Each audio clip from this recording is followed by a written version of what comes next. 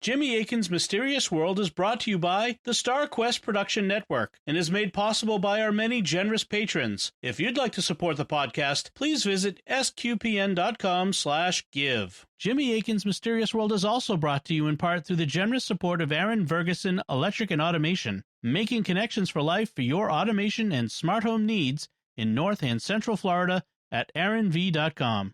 And by rosaryarmy.com. Have more peace. Visit rosaryarmy.com and get a free all-twine knotted rosary, downloadable audio rosaries, and more. Make them, pray them, give them away at rosaryarmy.com. And by Mysterious Tales of Loss and Woe and Other Jovial Stories, a new book by Truist Dunkworth. In a world of wonder, this is a book that encourages teens and preteens to think and be surprised. Look for it on amazon.com. Previously on Jimmy Akin's Mysterious World. A short time ago, an American airplane dropped one bomb on Hiroshima and destroyed its usefulness to the enemy. That bomb has more power than 20,000 tons of TNT. The Japanese began the war from the air at Pearl Harbor. They have been repaid many-fold, and the end is not yet.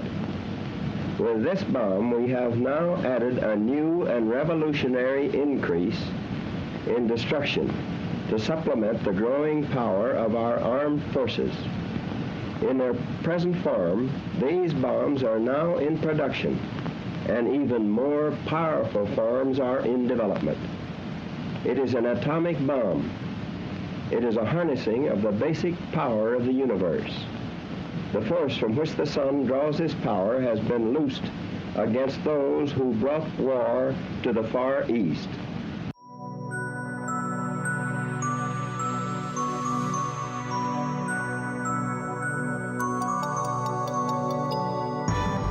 You're listening to episode 141 of Jimmy Akin's Mysterious World, where we look at mysteries from the twin perspectives of faith and reason. In this episode, we're talking about the Georgia Guidestones. I'm Dom Bettinelli, and joining me today is Jimmy Akin. Hi, Jimmy. Howdy, Dom. Be sure to stick around to the end of the episode, folks. We're going to be discussing your lists, your choice for our most popular episodes from last year. We asked you for your feedback on what episodes you liked most, and so we've compiled that, and we're going to have that at the end of the episode. But first, in June of 1979, a stranger drove into the small town of Elberton, Georgia. He stopped at a local granite company and said he wanted to build a strange monument almost 20 feet high. The next year, that monument was unveiled. It's commonly called the Georgia Guidestones, and on it are inscribed 10 principles for the future guidance of humanity. Some call the Guidestones America's Stonehenge, and many are deeply suspicious of the monument. Some link it to witchcraft, the Freemasons, the Rosicrucians, the Illuminati, or the New World Order. The 10 principles inscribed on it have been called the 10 Commandments of the New Age, or even the 10 Commandments of the Antichrist. So what's the truth about this monument? Why was it built, and who was the mysterious man that commissioned it? That's what we'll be talking about on this episode of Jimmy Akin's Mysterious World. Jimmy, what do we need to say to begin? The Georgia Guidestones are an interesting and controversial mystery, and there's a lot to say about them. So much, in fact, that this will be a two-parter. Today, we'll give you the background to the Georgia Guidestones and consider the mystery from the reason perspective.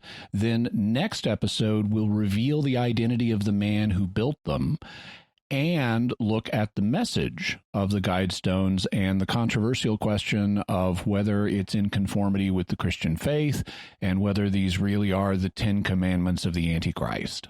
All right, let's start by talking about where the Georgia Guidestones are located. Obviously, they're in the state of Georgia, but where are they more specifically? They're in the north part of the state in Elbert County. They're located on a hill 9 miles north of the county seat, which is the town of Elberton. The town was settled in 1780, and it's not very big. In the 2010 census, only 4,600 people lived there. The town refers to itself as the granite capital of the world because there are major granite deposits there, and the granite industry is very important to the town. Granite is, of course, a stone that's used for making things like countertops, tombstones, statues, and of course, monuments. There are several granite monuments in the town other than the Guidestones, and the most famous is a statue nicknamed Dutchy. Dutchy is a statue of a Confederate soldier that was made in 1898, so a little more than 30 years after the Civil War. The artist was a German immigrant named Arthur Better. Unfortunately, Better did not know what a Confederate soldier looked like, and rather than ask any of the local veterans to show him one of their uniforms, he decided to use his imagination and gave the statue a rather whimsical design. As a result, when it was unveiled, the local populace was shocked to see how goofy and cartoonish it looked. Some said it looked like a cross between a hippopotamus and a Pennsylvania Dutchman, which is how it got the nickname Dutchy. Worse, it had a European-style soldier's cap, not an American one, and worst of all, its uniform looked like that of a Union soldier. The statue was not popular with the locals, so they did what you'd expect them to do, and they knocked it down.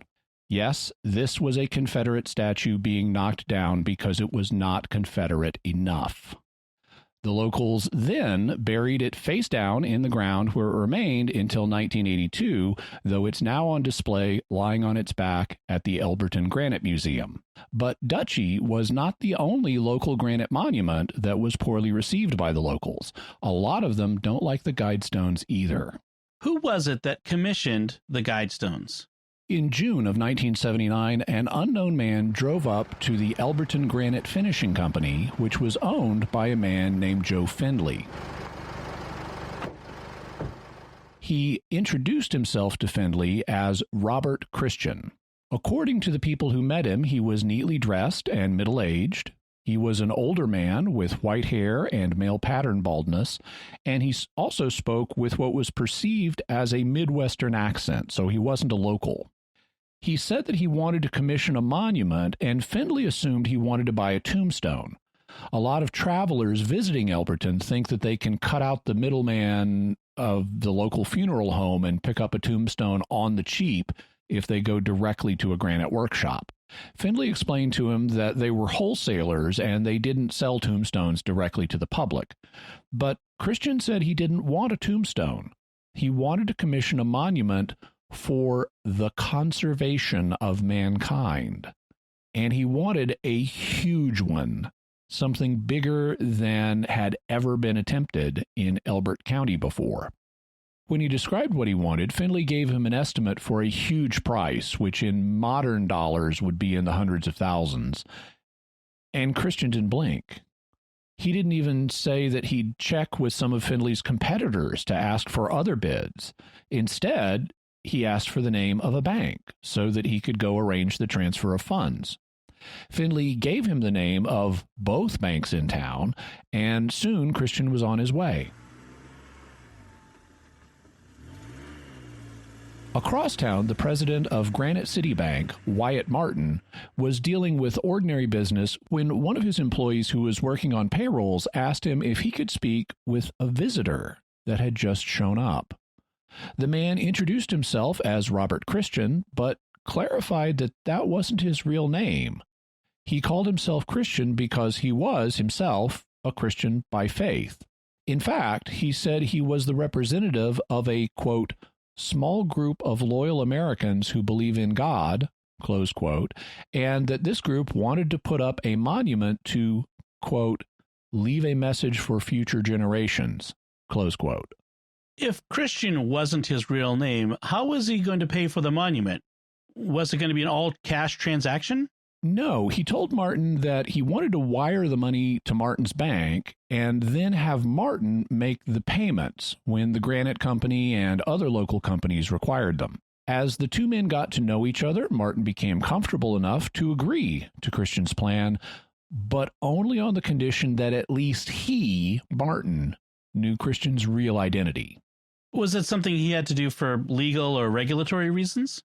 I haven't been able to determine that. It would not have been necessary for Christian to reveal his name just to transfer funds to the Granite City Bank. The funds, may have been held in accounts elsewhere that were business accounts or trust funds that didn't have anybody's personal name on them. And apparently there were a number of different accounts that they wired money from because Christian wanted the money coming from different sources so that it would be hard to trace.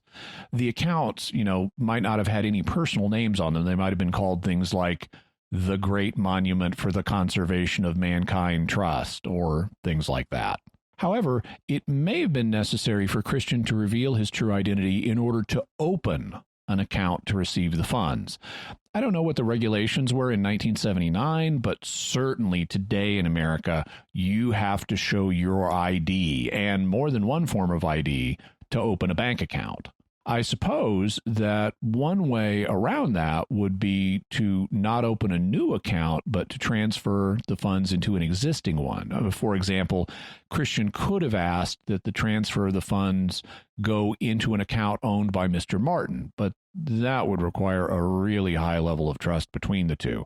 I know I would be quite suspicious of some kind of setup or at least of future problems if a secretive person wanted to contract with local businesses for large sums and then use an account of mine as a transfer medium.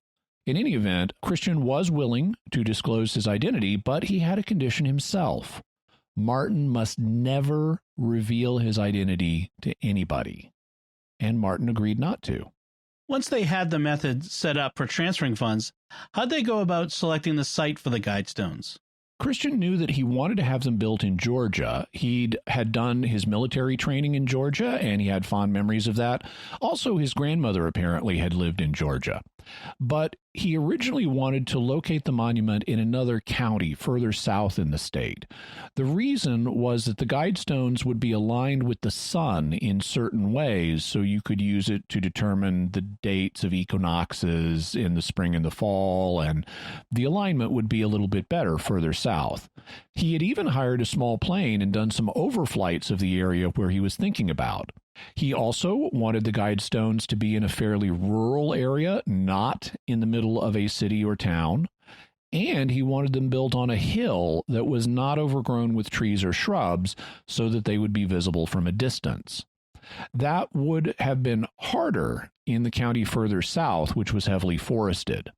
Meanwhile, the enterprising locals in Elberton wanted to see all of the money spent in their own county, and they were intrigued by the idea of getting a local tourist attraction out of the deal.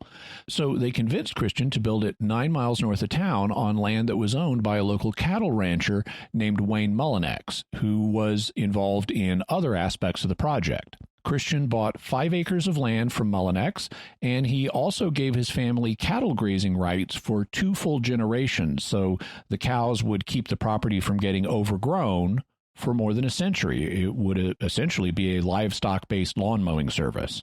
After the property had been purchased, Christian then had Martin deed it over to the county because he said that the county would likely be the longest lasting, or at least one of the longest lasting, institutions in the country. It sounds like he was expecting some kind of disaster that would destroy other institutions. Indeed, and that wasn't unreasonable, as 1979 was back in the Cold War, and the threat of nuclear war with Russia hung over us all the time. The fact that he said he wanted the monument to help with the conservation of mankind also fits with the idea that he was expecting a disaster. He likely reasoned that if nuclear war broke out, many institutions would go out of business, perhaps including the federal and state governments. But there should be some kind of local government, either the current county or its successor. It was later revealed that he hoped the Guidestones would last centuries, and who knows what could happen to institutions in that amount of time. When he first met him, Christian told the banker, Martin, that he had traveled the world and he'd been thinking about a way to help future generations for about 20 years. Given his age, it's quite possible he served as a soldier in World War II and saw the deplorable conditions that were caused by that war. Since World War II was the world's first atomic war, even though there were only 2 bombs dropped, he may well have been worried about what would happen if a full-out nuclear conflict occurred. In the opening for this episode, we heard part of President Truman's announcement of the atomic bombing of Hiroshima in World War II, and he was right that more powerful atomic bombs were in development with the hydrogen bombs that came out just a few years later. Since that time, fears of full-scale nuclear war had grown stronger with the tensions between the U.S. and USSR, and since we were now approaching 1980, that meant that Christian had started to get the ideas that would eventually become the monument around 1960. Those concerns might have been amplified when we had a near brush with nuclear war in the 1962 Cuban Missile Crisis, which we'll discuss in a future episode. How'd they go about making the Guidestones?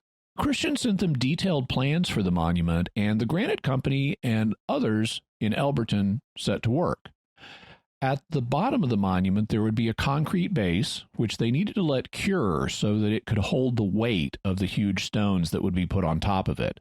You can see the Guidestones in the artwork for this episode. The main component of the monument would be 4 enormous rectangular slabs of granite, 16 feet 4 inches tall and weighing more than 21 tons each. These were so big that they had to be specially cut at a local quarry. They would then be arranged in the pattern of an X with an open space at the center between them. In that open space, there would be placed a square-cut central column, so that if you looked at the monument from above, it would look kind of like an X with a dot in the middle of it. The central column would also be 16 foot 4 inches tall and would weigh almost 10.5 tons. And it would be freestanding, not attached to the 4 surrounding stones. Sitting on top of the monument and helping give it structural integrity would be a flat rectangular capstone. The capstone is almost 10 feet long and 6.5 feet wide, and it weighs more than 12 tons. There are also other pieces of the monument, apparently including support stones that serve as bases for the main ones, but you can't see them because they're underground. All told, the Guidestones are 19 foot 3 inches tall and they weigh 119 tons. But the stones themselves aren't the only thing we need to know about with regard to the monument, because they aren't just stones. They also have some very unique aspects. Some of these are astronomical in nature and were added during the construction of the stones, but there were relatively few of these. More significant were the number of letters that the workers had to sandblast onto the stones, because Christian wanted them to have messages etched on them in various languages. However, the public didn't get to see those messages until the monument was unveiled. Let's talk about the unveiling of the stones. When did it happen, and what did the public see? The planning and construction of the monument took almost a full year, and the unveiling happened on March 22nd, 1980. The unveiling was a literal one, meaning that the Guidestones were covered by a huge dark veil, but when they pulled it off, the public got its first look at the monument. In attendance were several hundred people, many of whom were locals who had been workers on the project, as well as their families. Robert Christian did not seem to be in attendance, at least as far as is known, but he sent a statement which was read at the event. It explained that Christian's group feared the possibility of nuclear war, and that they hoped that if that happened, the monument would help future generations rebuild and help humanity govern itself wisely. When the public got its first look at the inscriptions on the Guidestones, what did they see? Well, let's start at the top of the monument. Each of the 4 sides of the capstone has an inscription in one of 4 ancient languages. The languages were Babylonian, using wedge-shaped cuneiform script, Classical Greek, Egyptian in hieroglyphs, and Sanskrit. The people in attendance probably couldn't read those, but there was a nearby granite slab on the ground that explained what they said. In the 4 classical languages, the inscription read, "Let these be Guidestones to an age of reason." So the capstone expressed the fundamental purpose of the monument. It was to provide guidance toward an age of reason that Christian hoped might afterwards follow if a nuclear war occurred, presumably as an alternative to, oh, great, another age of barbarism and war. Below the capstone, there were the 4 main rectangular slabs. Each of these had 2 sides, so there were 8 sides total. On each side was written a message in a different major world language. The languages were English, Spanish, Swahili, Hindi, Hebrew, Arabic, traditional Chinese, and Russian. And you'll notice that these languages are geographically diffused throughout the world. English is spoken in much of North America, as well as the British Isles, Australia, and New Zealand. Spanish is spoken in much of Latin America, as well as Spain. Swahili is spoken in Africa. Hebrew and Arabic are spoken in the Middle East. Russian is spoken in Russia. Hindi is spoken in India. And Chinese is spoken in the Far East. The languages are also based on people who could likely be involved in a world war.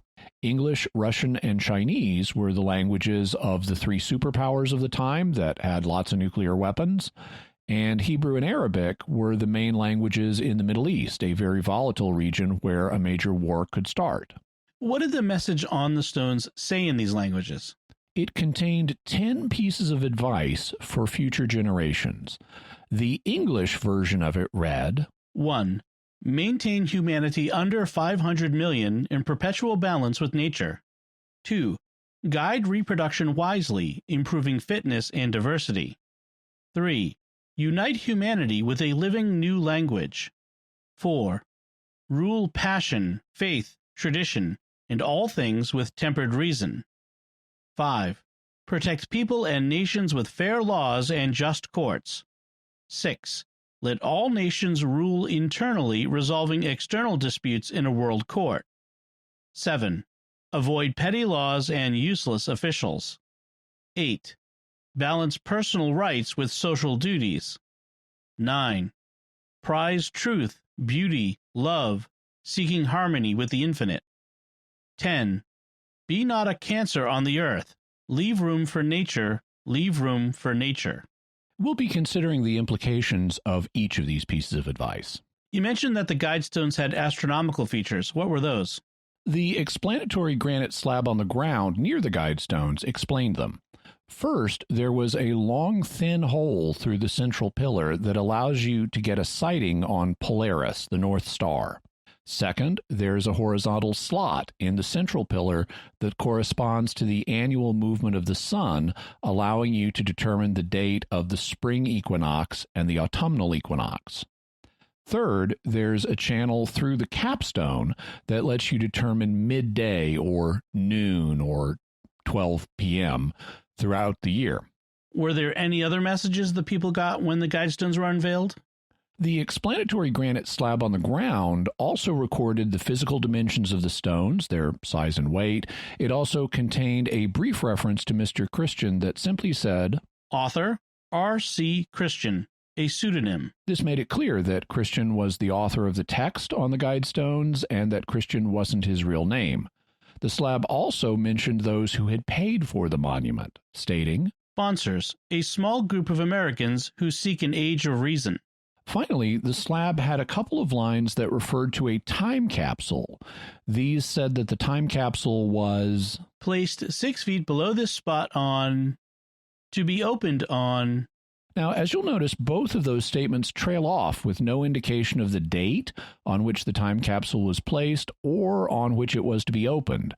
That has led to controversy about whether the time capsule ever was placed below the slab. What was the reaction of the public to the monument? It depends on who you're talking about. Many of the locals had participated in building the monument and were hoping for the community to get a tourist attraction out of it, so these people didn't have a problem with it, at least initially. But the air of mystery surrounding the monument started to attract people that the locals regarded as weirdos. Even though the monument made absolutely no references to witchcraft or Satanism, rumors started spreading that witches and Satanists were frequenting the monument at night. And the locals started seeing strange lights out at the monument at night. When they investigated, they found that people had climbed on the stones and put candles on them, apparently used in rituals of some kind. There also were occasional graffiti that defaced the stones, including upside-down five-pointed stars in imitation of pentagrams and declarations of allegiance to pagan gods. The message on the stones that referred to population control and guiding reproduction and uniting humanity in various ways also led other people to be concerned. Some thought that these could signal the involvement of a hidden group like the Freemasons or the Rosicrucians or the Illuminati, all of whom we'll discuss in future episodes, or the Bilderbergs, who we discussed back in episode 47. Others thought that the messages pointed in the direction of a sinister New World Order that might be connected with the end times. That's what led some to call the 10 pieces of advice on the stones the 10 Commandments of the New Age and the 10 Commandments of the Antichrist. With people, including local people and Christian pastors, viewing the stones in such negative terms, it's no surprise that the monument has been periodically defaced over the years. You mentioned that the explanatory granite slab on the ground next to the monument mentioned a time capsule that may not have been placed. Are there other elements of the project that may not have been realized? Yes, the group that commissioned the Guidestones hoped to add more slabs to the monument. The plan was to add additional circles of stones around the main monument with the same 10 guidelines translated into additional languages. They discussed these plans with various people, but it turned out that they didn't have the money to complete the project. They therefore tried to do some fundraising, but apparently they weren't able to get enough funds, and no additional stones have been added. If Christian and his associates have remained anonymous, have they given any additional insight into the Guidestones? Yes, in 1986, Christian published a book called Common Sense Renewed. The title of the book is a reference to early American patriot Tom Paine's book Common Sense. Tom Paine also was the author of the book The Age of Reason, which is a phrase that appears on the capstone of the monument. Christian's book, which is a little more than 120 pages long, goes into his philosophy and the reasons for the Guidestones in great detail. Copies were sent to every member of the U.S. Congress as well as other opinion leaders. Has there been any word from Mr. Christian since 1986? Not publicly, but he and the banker, Wyatt Martin, kept in touch, exchanging personal letters about their families about once or twice a year until Christian's death. In 2015, the evangelical production house Adullam Films released a documentary about the Guidestones called Dark Clouds Over Elberton. The documentary contained footage of an interview with Martin that was recorded in 2010, and in it he revealed that Christian had died several years before, but after the year 2000. That would suggest that Christian's death occurred sometime between 2001 and 2006. However, Martin has consistently said that he would not reveal Christian's identity and that it was a personal matter for Christian's family, even after his death, and that he himself would take the secret to his grave. Despite that, Christian's identity has now been discovered. Before we get to that, we do want to take a moment to thank our patrons who make this show possible, including Jacob H., Laura C., Jody S., Sonia C., and Stephen Y. Their generous donations at sqpn.com/give make it possible for us to continue Jimmy Akin's Mysterious World and all the shows at StarQuest. Now's a great time to become a StarQuest patron, thanks to a generous gift from a StarQuest supporter. When you start a new Patreon monthly pledge at sqpn.com/give, the first 3 months will be matched by an equal amount from our donor. So if you become a new patron at $10 a month, after 3 months, our donor will give $30 to StarQuest to support all our shows, including this one, making your gift go even further. If you've been thinking of becoming a StarQuest patron, now is the time. Visit sqpn.com/give today. Jimmy Akin's Mysterious World is also brought to you in part through the generous support of Aaron Vergeson Electric and Automation, making connections for life for your automation and smart home needs in North and Central Florida at aaronv.com. And by rosaryarmy.com. Have more peace. Visit rosaryarmy.com and get a free all-twine knotted rosary, downloadable audio rosaries, and more. Make them, pray them, give them away at rosaryarmy.com. And by Mysterious Tales of Loss and Woe and Other Jovial Stories, a new book by Truist Dunkworth. In a world of wonder, this is a book that encourages teens and preteens to think and be surprised. Look for it on Amazon.com. So, Jimmy, what theories are there about the Georgia Guidestones? From the reason perspective, there are a number of mysteries to look at. What is the Guidestone's basic purpose? Why does the monument have the astronomical features it does? Do the Guidestones represent some sinister, possibly occult society or conspiracy? Why did the backers choose to stay anonymous? And who was Robert Christian? From the faith perspective, we'll need to look at the ideals expressed on the Guidestones and how compatible they are with the Christian faith. The last two mysteries, Christian's identity and the meaning of the inscriptions, will be the subject of our next episode. For now, what can we say about the Georgia Guidestones from the reason perspective? What's their basic purpose? The basic purpose is straightforward. They're meant to encode a message that would be useful for future generations.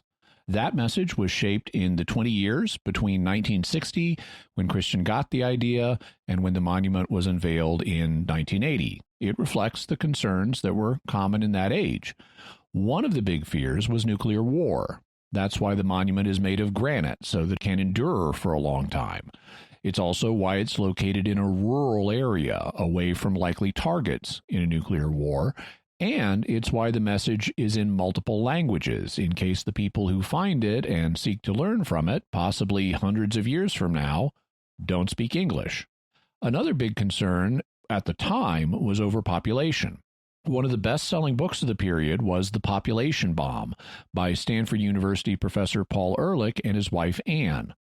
It was released in 1968, and it predicted that overpopulation would lead to a worldwide famine in the 1970s and 1980s as the global population outstripped the world's ability to produce and distribute enough food for people. It also predicted ecological disaster caused by overpopulation. So, with nuclear war, overpopulation, and environmental disaster being the key concerns of the period leading up to the Guidestones, it was no surprise that its backers wanted to construct the monument to help with the conservation of mankind. They wanted to help future generations rebuild in the wake of the disasters they feared, and to help them avoid making the same mistakes they saw our generation is making. Why do the Guidestones have the astronomical elements they do? They give key reference points that you need to rebuild navigation and timekeeping in the wake of a nuclear war. By incorporating the hole that lets you sight Polaris, the North Star, the Guidestones would allow survivors to determine the direction of north and thus reestablish the 4 cardinal points of the compass. By incorporating the slot that lets you sight the position of the spring and autumnal equinoxes, it would let you reestablish an accurate solar calendar for the year. And by incorporating the hole in the capstone that lets you track the time of noon throughout the year, it would allow you to reestablish an accurate timekeeping throughout the day, or the clock. Between these features, you could redetermine both the compass and timekeeping, including the annual calendar and the progression of time during the day. So we have the Guidestones trying to help future civilization rebuilders with the compass, the calendar, and the clock. Personally, I'm a bit skeptical of the need for all this, as the ancients were aware of all these things and you didn't need a monument to help you with all of them. For example, you could use Polaris or another North Star, because it changes over time, to determine the direction of north without any physical structure at all. And a simple upright stick will help tell you when the sun is directly overhead and thus when noon is. But, incorporating these elements for future generations wouldn't hurt. Do the Guidestones represent some sinister, possibly occult society or conspiracy? There's been a lot of speculation about this, and a lot of it is without basis. If you look at the evidence found in the monument itself, or in Christian's book Common Sense Renewed, where he explains himself, there's just no basis for these claims. For example, there's nothing occult about the Guidestones. Its astronomical features are just that, astronomical, not astrological or mystical. They're meant to help the survivors of nuclear war reconstruct the compass, the calendar, and the clock. Once you understand that, and when you examine the contents of the book, you realize there's nothing connected with this to suggest the New Age movement, witchcraft, or Satanism. It's just not there. Neither is there any way to link to the Illuminati, who were a historical group founded by Adam Weishaupt in 1776 and who we'll be discussing in the future. There's nothing linking the Guidestones to the supposed New World Order that a conspiracy is allegedly trying to establish. In fact, the Guidestones are designed for an age after civilization crashes, and thus after any attempts to establish an imminent New World Order have failed. Neither is there anything on the monument or in the book advocating a new future messianic leader like the Antichrist. Some have claimed that when the Antichrist comes, he'll advocate policies like those found on the Guidestones, but that's entirely speculative. The fact is, we have virtually no idea what policies the Antichrist will advocate other than worship me. And no matter what policies the Antichrist may have, things like them are certain to have been advocated by some groups in history. So you could accuse anybody of advocating policies that will one day be advocated by the Antichrist, unless those people are today advocating some kind of coming messianic world political leader. You just have no reason to link them to the Antichrist. And the Guidestones don't do that. In fact, they convey the impression of not having any idea who might be ruling after a nuclear war. The backers hoped that the local Georgia county might survive, and the fact that the Guidestones contain a message in 8 major languages strongly indicates that they have no idea who might be able or inclined to respond to the message of the monument after the disaster. So, no, there's no indication that they envision a coming messianic world political leader like the Antichrist. Are there any secretive organizations that we have evidence for that might have a link to the Guidestones? There are 2. First, there's the Freemasons. It has been pointed out that various people in the Georgia granite industry who were involved in building the Guidestones were members of the Shriners. The Shriners are a Masonic group, but we're not talking about the let's destroy the Catholic Church type of Masons you might find in other centuries or in countries like Mexico or Italy. Instead, we're talking about the 20th century American, we're a bunch of Southern good old boys who happen to have a goofy men's club Shriners. In fact, in many towns in the American South, the local Masonic Lodge is the main men's club, and it's largely an excuse to get together. To give you a sense of what they're like, here's how the Shriners describe themselves on their official website. Shriners International is a fraternity based on fun, fellowship, and the Masonic principles of brotherly love, relief, and truth. They do things like hold soapbox derby races and have members serve as clowns in local parades or in a Shriners circus. They have ideas and practices that aren't all in harmony with the faith, but this kind of Shriner Mason is basically a goofy good old boys club, not an organization bent on world domination.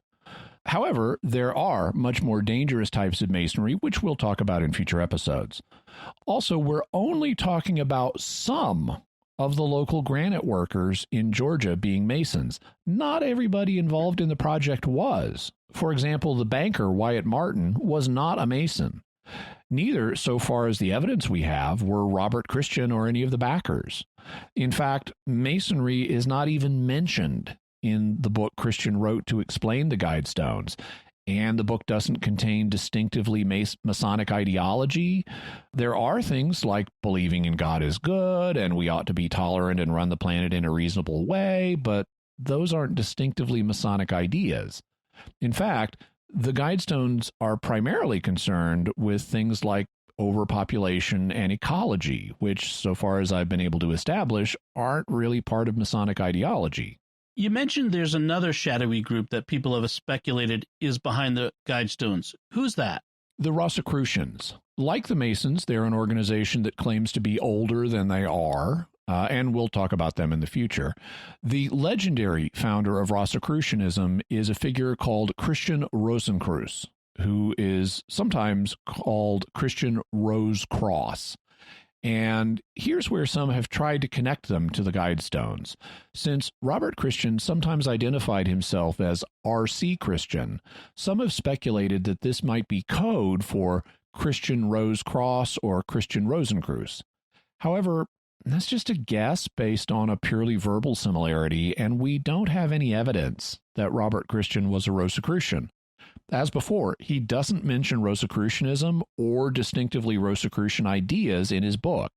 In fact, Rosicrucianism has a lot of mystical, esoteric ideas, and those are most definitely not in the book, which takes a non-sectarian approach.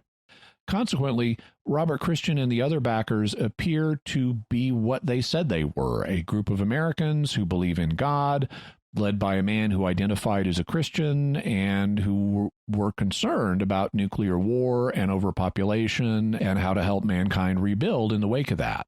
Why did the backers of the Guidestones choose to stay anonymous? According to Wyatt Martin, one of the reasons was to help attract attention to the Guidestones. If they simply announced themselves, the Guidestones would be less interesting to people, and an air of mystery about them would encourage more people to learn about them and maybe take their advice seriously. However, in Common Sense Renewed, Robert Christian mentions a different reason. He says, I am the originator of the Georgia Guidestones and the sole author of its inscriptions. I have had the assistance of a number of other American citizens in bringing the monument into being. We have no mysterious purpose or ulterior motives. We seek common sense pathways to a peaceful world without bias for particular creeds or philosophies. Yet our message is in some areas controversial. I have chosen to remain anonymous in order to avoid debate and contention. Our guides must stand on their own merits. So he said he wanted to remain anonymous because he didn't want the hassle of debates and contention over the ideas on the Guidestones that some would and did find controversial. So, Jimmy, what is your preliminary bottom line on the Georgia Guidestones? The Georgia Guidestones are an interesting and enigmatic monument. However, their fundamental purpose is clear. They aren't the product of a sinister or occult group like the Freemasons or the Rosicrucians or the New World Order. They are designed to help mankind reboot civilization in the event of a nuclear war or other planetary disaster. But there's still lots of mystery we need to examine, including who Robert Christian was and what the inscriptions on them mean. Jimmy, as folks prepare for our next episode, they might want some further resources. What resources can they start with? We'll have a link to a book called The Georgia Guidestones, America's Most Mysterious Monument. Also, the documentary, Dark Clouds Over Elberton, The True Story of the Georgia Guidestones. We'll have a link to an article on the Georgia Guidestones themselves, and a link to where you can read Robert Christian's book, Common Sense Renewed, online. All right. And then we'll continue our discussion of the Georgia Guidestones next time. But first, we promised that we'd talk about, in our Mysterious Feedback segment, our recent discussion with our listeners of their most popular, their most favorite episodes of 2020. Yeah, so what we did was we asked our listeners on Patreon and YouTube and Facebook back in January to name their top 3 favorite shows from 2020. And we gave them a list of shows just to remind them of all the things we covered.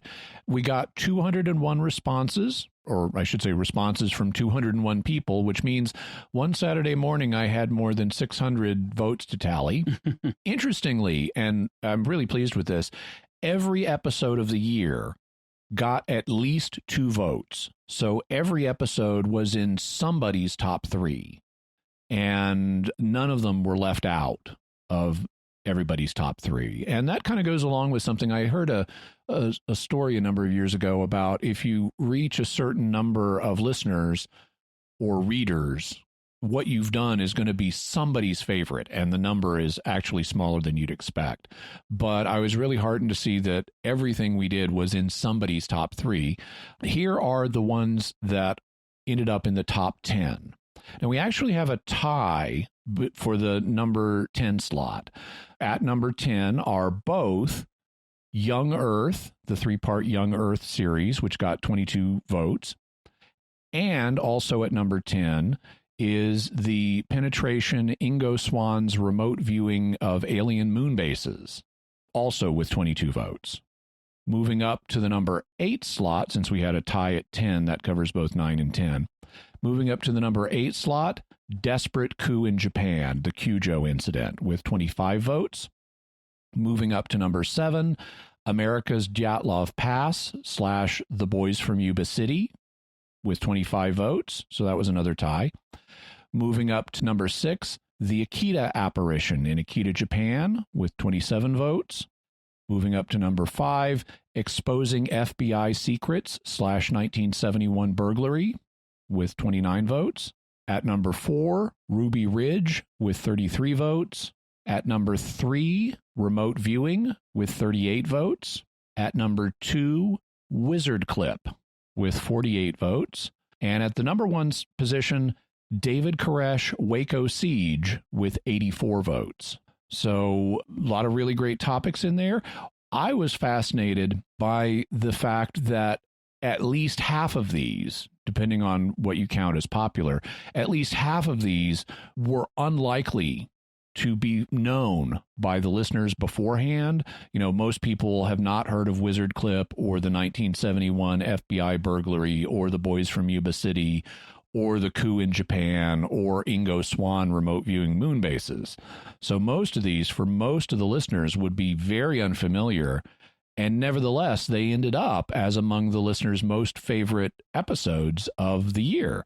And that just goes to illustrate how, you know, I don't want to do a mystery if it's not going to be interesting for people. Even if it's one that you've never heard of, it's going to be a good story and have good information in it. Dom, did you have any thoughts about the feedback we got from the listeners this year? Well, jumping off from what you just said, you know, this list only covered 2020, but going back to our earlier episodes in 2018 and 2019, I think anecdotally, the most popular episodes in those years were also things that people were unlikely to have heard of before, like the Bet Sphere and Skinwalker Ranch. So that really bears out. I think I really enjoy, and I think people really enjoy hearing about new, interesting stories of things, but they also want to hear about, as we get feedback from people, things that they will have heard about, like Bigfoot or Roswell. Or Akita or David Koresh. Right. I like that mix. Another thing that is interesting to me is in that top 5, 3 of the top 5 are things having to do with government malfeasance. Malfeasance is the word. Thank you.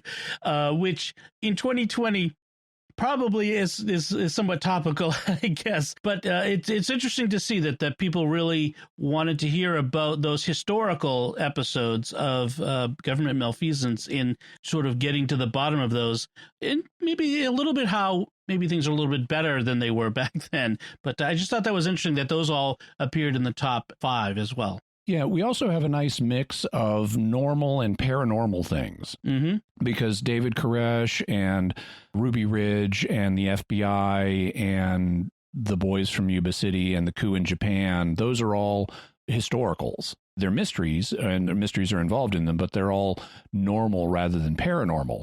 Then on the flip side, we have Wizard Clip, Remote Viewing, Akita, and Penetration as paranormal, and then Young Earth is a science one, and a science and faith. So there's a nice topical mix there. Interestingly, and I contacted the estate of Ingo Swann, who I've interacted with some on Twitter, and they've been very nice, but I contacted them and let them know that Ingo made our top 10 list twice in 2020 because not only is he the central figure of Penetration, he's the central figure of the remote viewing story. Right. And then also Wizard Clip, Akita, and Young Earth are all faith related as well. So those were up there as well. So it is very interesting to see.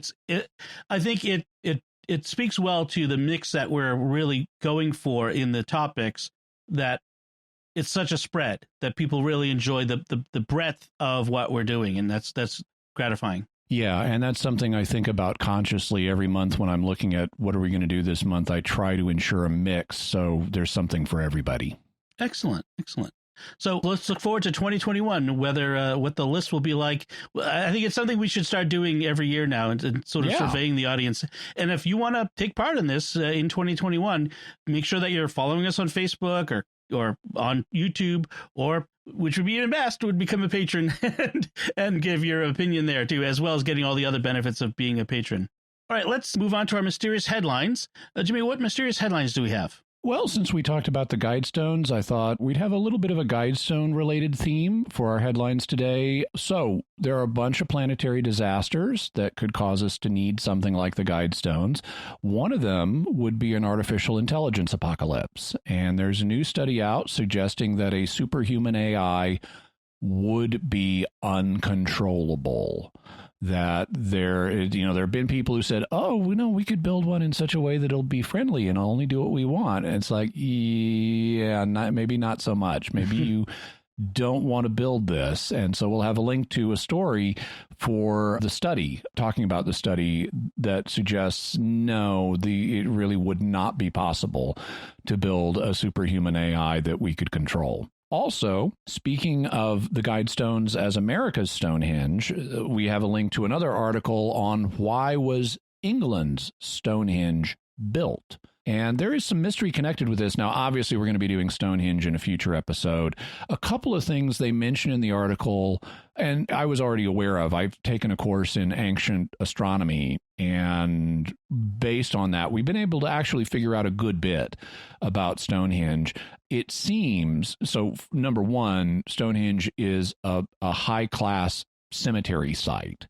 Upper-class people got buried there for centuries, or at least their cremains did. And it seems that there was a big annual festival at Stonehenge, but not in the spring. Instead, at the winter solstice. And we have, at nearby sites, we have all these pig bones from pork feasts that they would have. And people would come from all over. And so it looks like Stonehenge is actually associated as a burial spot and with the winter solstice in particular. But you can read some about that in this article, and we'll also have more about it in our future episode on Stonehenge. Excellent. So that just about does it for this time. We want to hear about your theories about the Georgia Guidestones and what we've talked about so far. And if you have some insight into what we will be talking about, you can let us know online by visiting sqpn.com or the Jimmy Akin's Mysterious World Facebook page. Send us an email to mysterious@sqpn.com or send a tweet to @MYS_world with the hashtag of mysterious feedback. Jimmy, what's our next episode going to be about? Next episode will reveal the identity of the mysterious Robert Christian and go inside his mind to learn the true meaning of the inscriptions that have been called the 10 Commandments of the Antichrist. Excellent. Folks, if you've not yet done so, please subscribe to the show in Apple Podcasts, Google Podcasts, Stitcher, TuneIn, your favorite podcast app, or on YouTube at the SQPN YouTube channel, where you can hit the bell to get notifications. You'll find links to Jimmy's resources from our discussion and links to the mysterious headlines on our show notes at sqpn.com/mysterious. And remember, to help us continue to produce the podcast, please visit sqpn.com/give. Until next time, Jimmy Akin, thank you for exploring with us our mysterious world. Thanks, Dom. And once again, I'm Dom Bettinelli. Thank you for listening to Jimmy Akin's Mysterious World on StarQuest.